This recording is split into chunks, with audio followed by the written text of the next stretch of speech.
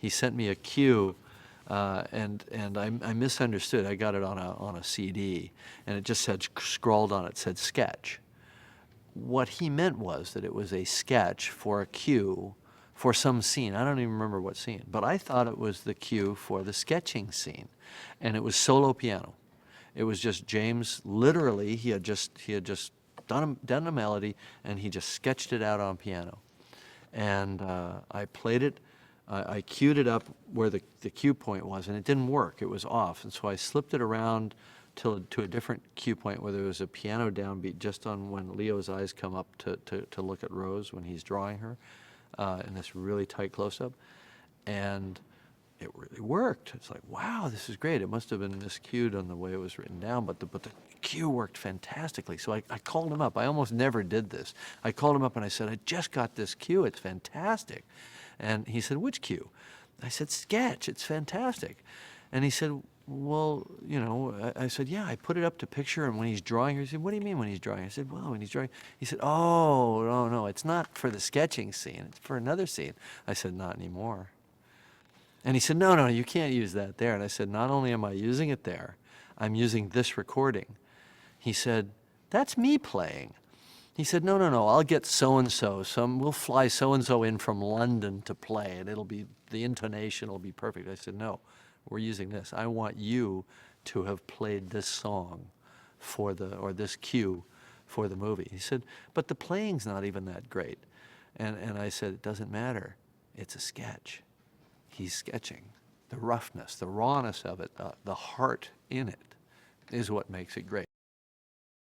He comes over and he says, well, I want to play you something. Let's go someplace where we can, you know, where you have good reproduction. So we went out to my writing office and I put it on my system, and it's just the two of us sitting there. And, you know, this girl starts to sing, and I immediately recognized the kind of the Celtic pipe, you know, the Ilian pipe melody, but it was kind of a perky, upbeat thing. I thought, oh, this is going to be a song, you know. Okay, maybe we'll stick it in the end credits. Or you know, I was kind of skeptical, and then she starts to sing, and I started to think, wow, this is really pretty good. And by about the second stanza, you know, I was listening to the lyrics, and just, you know, kind of the heights that she hit, the power in her voice. I'm thinking, this is great. So it ends, and I looked up at him and I said, this could be as good as the song in The Bodyguard. It really could be, because that was my only reference point for a song that really broke out of a movie and really had that kind of power. And I said, I think it's really good. And he said, do you know who it is? And I said, I don't know. I don't know pop singers.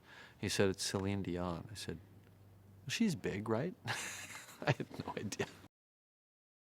I had no idea how well it was going to work, just recapitulating all the emotions that you had just been through, coming off this kind of, you know, this ending that's so satisfying, where, you know, Rose goes to wherever Rose goes at the end of the film and is reunited with Jack, and then going right into that, you know, it just sweeps you out of the theater with this incredible feeling. Yeah, I mean, the song really had its own life, and hearing it, you know, if you're out in a shopping mall or you're driving around or whatever, it brought those emotions back. If you had seen the film, it brought them back, and maybe that helped with that kind of crazy plateau that Titanic just stayed #1 week after week after week at the box office for 16 weeks. You know, crazy number. I think that was part of it. And I think part of it is that, you know, people had an emotional response in the theater. In this film, it's about the exchange of energy from Jack to Rose.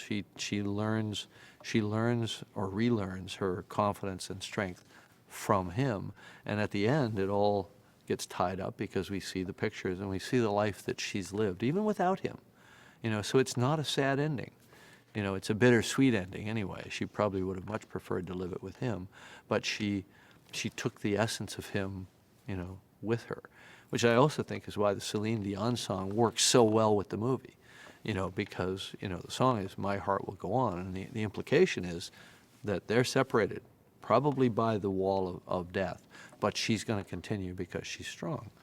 And that's the lesson of the movie.